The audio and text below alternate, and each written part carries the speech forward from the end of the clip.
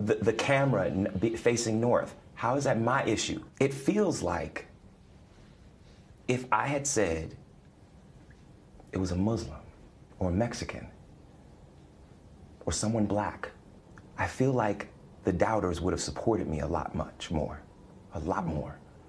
And that says a lot about the place that we are in our country right now. Many of those doubts surround the issue of his phone, with some wondering why he didn't initially hand it over to authorities. They wanted me to give my phone to the tech for 3 to 4 hours. I'm sorry, but I'm not gonna do that. Why? Because I have private pictures and videos and numbers, my partner's number, my family's number, my castmates' number, my friends' numbers, my private emails, my private songs, my private voice memos. I don't know what that's going to be to hand over my phone. What were your injuries? What were they did x-rays. I didn't have, it was reported that I had like fractured ribs or cracked ribs or something like that. That wasn't true. I was just in a lot of pain. You know, my clavicle was messed up, my rib was bruised, but nothing was cracked. Like I walked into the hospital. I walked out of the hospital. Why do you think you were targeted? I can just assume, I mean, I come really, really hard against 45. I come really, really hard against his administration. And I don't hold my tongue. I want to ask you about Jessie Smallette. I think that's horrible. It doesn't get worse, as far as I'm concerned. Were you aware that he made that statement? I saw it. I don't know what to say to that, you know? Ones had you heard that were inaccurate? That I had said that they were wearing MAGA hats. I never said that. I didn't need to add anything like that. They called me a They called me a There's no which way you cut it. I don't need some MAGA hat as the cherry on top of some racist sundae. I've heard that it was a date gone bad, which I so resent that narrative. I'm not gonna go out and get a tuna sandwich and a salad to meet somebody. That's ridiculous, and it's offensive. Yes, there's Grindr, yes, there's Jacked, yes, there's all of these things, which I have not been on in years. I can admit that I was on that back in the day. I was single, you know what I'm saying?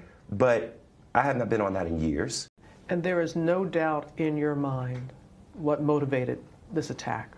I could only go off of their words.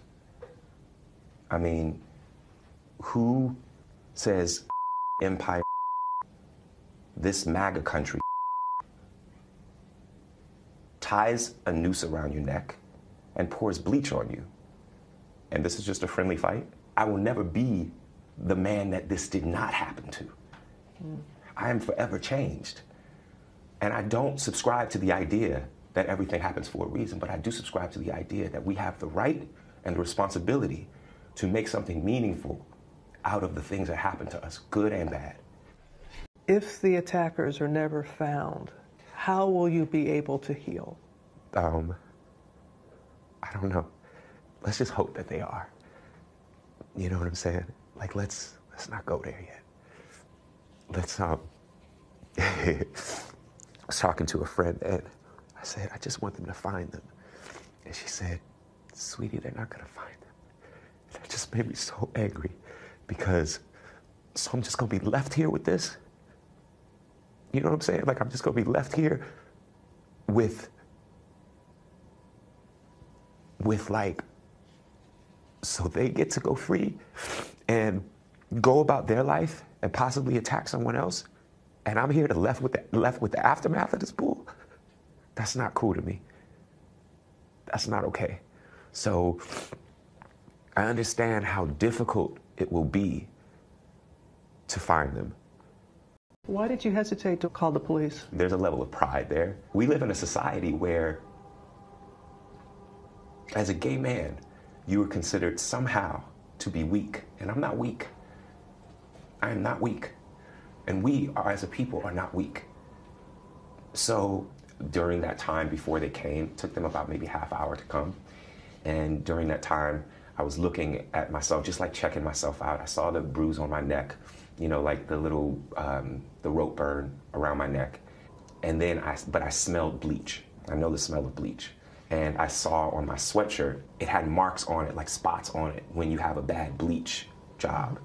So then I was like, there's bleach on me too. So when the police came, I kept the clothes on. I kept the rope. So you had the rope on the entire time? I mean, it wasn't like wrapped around, but yeah, it was around because I wanted them to see. I wanted them to see what this was. With like the second round of police officers, I went down to where it happened and I walked them through exactly what happened. And I looked up and I saw that there was a camera directly on the light post that is in the intersection. So I'm like, there it is. A potential break in the case that would eventually fall apart days later.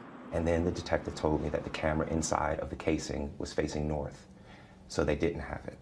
And that was disappointing. The vast majority of people have been supportive and loving and understanding. And then as time has gone on and that there's no, you know, it's 2 o'clock in the morning, you're going to Subway, Sub-Zero. Subway is open 24 hours. Like, people kill me when they say things like that because it's like Subway is open 24 hours for a reason. So that when you're hungry at night and you ain't got no food, you go to Subway. I want that video found so badly because for probably 4 reasons. Number 1, I want them to find the people that did it. Number 2, I want them to stop being able to say alleged attack. Number 3, I want them to see that I fought back. And I want a little gay boy who might watch this to see that I fought back. And it does not take anything away from people that are not able to do that. But I fought back. They ran off. I didn't. What do you say to a young gay man, a young gay person? To learn to fight. And I don't just mean like learn to fight. I mean, learn to fight. Learn to be a fighter. I am not advocating violence at all. So let's be clear about that. If you're gonna die, fight until you do. Because if you don't fight, you have no chance. I have fought for love. What do you feel people need to hear the most from this story? I think that what people need to hear is just the truth. It's just the truth, because everybody has their own idea. Some are healing and some are hurtful. But I just want young people, young members of the LGBTQ community, young Black children to know how strong that they are, to know the power that they hold in their little pinky. It's been 2 weeks since that night left actor Jessie Smallette bruised but not broken, and he's still processing the raw emotions. Have you ever been threatened before? Yeah. I get threatened all the time on Twitter and Instagram and DMs and things like that. It's like, but, you know, I'm a public figure. I'm very outspoken. Sometimes maybe too outspoken, but it's who I am, you know? So I get the idea of pissing people off, that you're gonna rub people the wrong way. In fact, the week before the attack, police confirm a letter was sent to the Fox studio in Chicago with threatening language and laced with powdery substance, likely Tylenol. Do you think there's a link between the letter and the attack? And you did mention it to the police right away about the letter. Absolutely. Just because on the letter it had a stick figure hanging from a tree with a gun pointing towards it, with the words that said, "Smallette Jussie, you will die, Black." There was no address, but the return address said in big red, you know, like caps, MAGA. Did I make that up too?